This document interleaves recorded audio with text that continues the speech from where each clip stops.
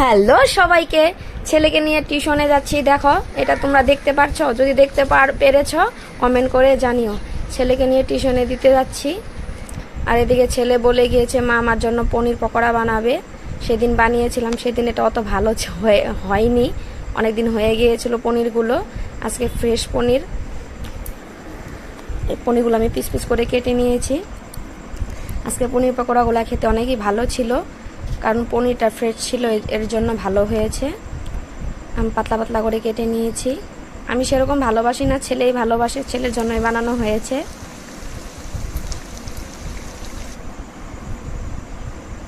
আমি একবার ভেজে উঠিয়ে ফেললাম, এখন আরেকবার দিচ্ছি। কে কে পনির পকোড়া খেতে ভালোবাসো কমেন্ট করে নিশ্চয়ই জানাবে।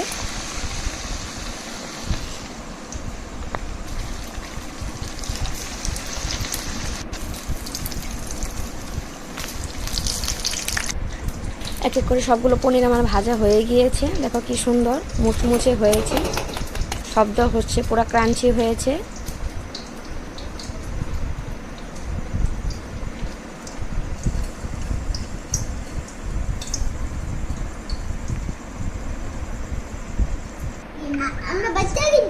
দেখো, সস দিয়ে আমি সুন্দর করে সাজিয়ে দিয়েছি ছেলেকে।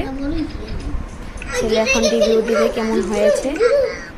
আজকের জন্য এতটুকুই থাক, দেখা হচ্ছে নেক্সট ভিডিওতে।